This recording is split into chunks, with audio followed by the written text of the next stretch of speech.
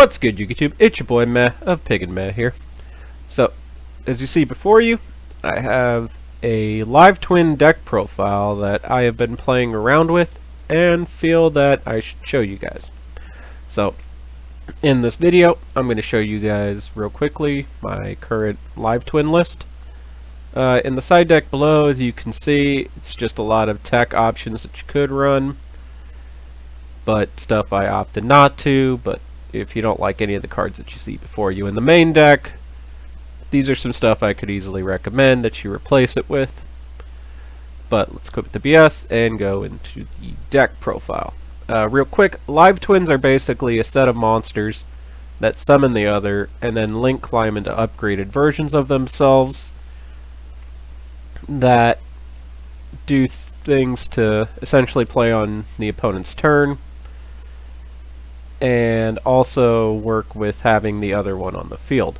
In the case of the upgraded blue, being able to pop a card so long as you have pink on the field, pink letting you draw a card so long as you have blue on the field, and then the big Link 4 that contribute herself to special summon both of them, or send one of them to send a card on your opponent's field to the graveyard. It's a pretty cool interaction, and this deck is actually really fun and has kind of a good amount of potential because it's an incredibly versatile deck that allows for a host of different builds to be done. There's, like, you just look here on YouTube, you'll see a lot of different builds, and it's really, really good. So, let's get to the deck. I play one of the main deck Evil Twin, literally as a send target for the Link 4. But her effect, when you can do it, is really fun to do. 3 Kill and 3 Lila, as well as 2 Christmas and 1 Halloween. That's the most standard ratio of these you'll see, because you really don't need any more than this number, to be honest with you. But the reason you do play 2 Christmas is because her draw effect is more useful than the lowering the attack of one of your opponent's monsters.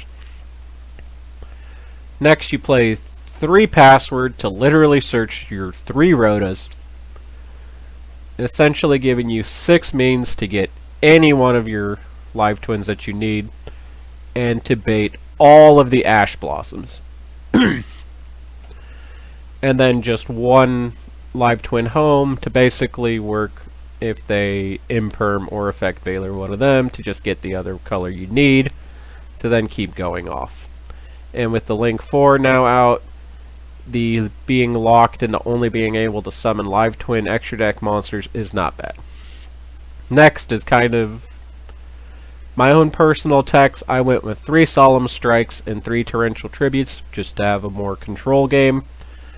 But these 6 cards could easily be replaced with things like a Parallel Exceed if you just want to combo some more, Forbidden Droplets if you could afford them, or more copies of Triple Tactical Talents, which is something I would highly recommend, again, if you have the budget to do so.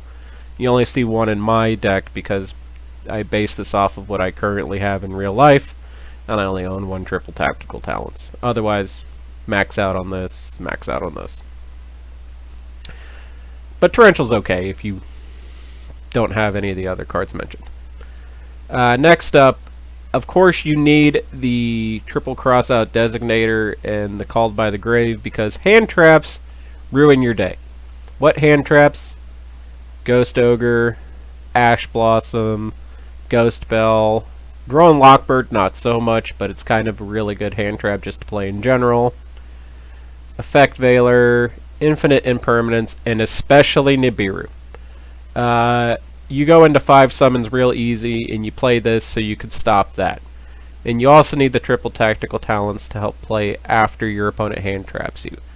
It's just going to happen a lot with this deck, and with the way that you currently are playing it, you need to adjust your deck accordingly. So, yeah, you have a big cross-out pool of cards.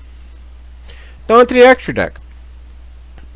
You basically play 9 of their links. You could theoretically drop 1 of the blue ones, but I don't, because in a longer game state, I want to be sure I have these guys in my extra deck. They're really important. Blue to pop stuff, pink to draw stuff, and the Link 4 to help you get a lot of damage and play on the opponent's turn, because its effect attributes itself to summon these two from the graveyard is insane, and exactly what the deck needed to kind of bump up a bit on its own tier list. So, aside from all of these, I also opted to play the Nightmare, Phoenix, and Unicorn, basically just to deal with back row.